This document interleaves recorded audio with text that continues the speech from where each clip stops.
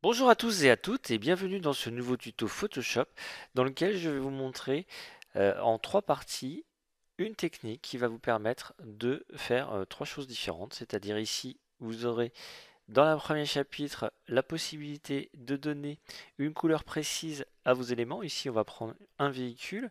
On va transformer ce véhicule de telle façon à ce qu'il corresponde à une couleur précise. Et ici, ça sera une couleur Pantone. Donc, ça sera un Pantone rouge. Donc voilà, je vais vous montrer comment transformer la couleur bleue de votre véhicule en une couleur rouge Pantone. Là, ici, dans le petit cal qui est au-dessus, on a la référence de Pantone. Et on voit au niveau du capot qu'il y a un fondu parfait avec cette couleur Pantone. Je vous montrerai en annexe sur un autre exemple un petit cas à part pour au final obtenir la même chose, c'est-à-dire un changement de couleur dans notre image qui correspondra là aussi à une couleur Pantone, pas tout à fait la même que celui de la voiture.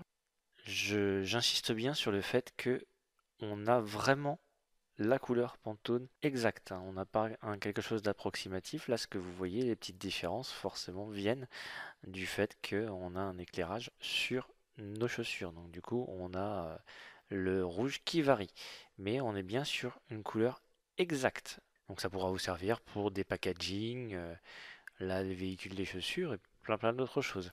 Après, je vous montrerai comment on peut détourner un petit peu cette technique pour faire en sorte que, vous voyez ici, j'ai une photo qui a été mal exposée, on va dire, une photo que j'ai prise et puis d'un seul coup, hop, j'ai eu un problème avec mon flash et je me retrouve à une photo de château de sable très jaune.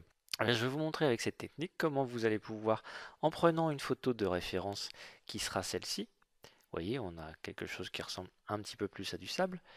Je vais vous montrer en fait comment vous allez utiliser, donc là déjà on a le résultat, vous voyez, vous allez utiliser la photo ici de référence pour corriger votre image afin de modifier la couleur et de faire en sorte voilà, d'avoir quelque chose eh bien, moi, qui me convient mieux et qui doucement nous amènera sur notre chapitre 3, c'est-à-dire le chapitre 3, ça sera de faire correspondre les couleurs pour un compositing. Là, vous allez voir, j'ai détouré exprès cette image-là pour vous montrer que j'ai tellement bien matché les couleurs que au final, on a une intégration, donc pas parfaite, parce qu'ici, normalement, il faudrait que mon château soit un petit peu plus clair, vu qu'il est dans le fond, donc du coup, il y a un effet de profondeur. Mais, vous voyez, par rapport à avant, on a deux images qui proviennent de sources différentes et qui, au final, finissent par bien correspondre et se fondre l'une dans l'autre. Donc, ça fera l'objet du troisième chapitre, qui est matcher la couleur de vos photos pour un compositing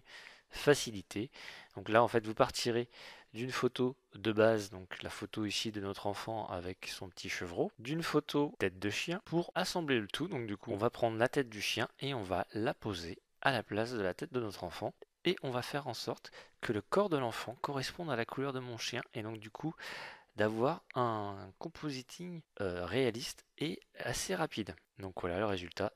Hop, voilà ce que vous obtenez avec cette technique. Donc là, vous voyez, vous pourrez faire plein de choses, hein. Ce que je vous ai dit, donner une couleur précise à vos éléments, couleur Pantone ou autre, hein. Corriger vos images à l'aide d'une autre, et enfin faire correspondre vos photos pour un compositing facilité.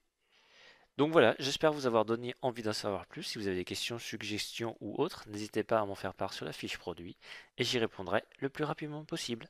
A tout de suite!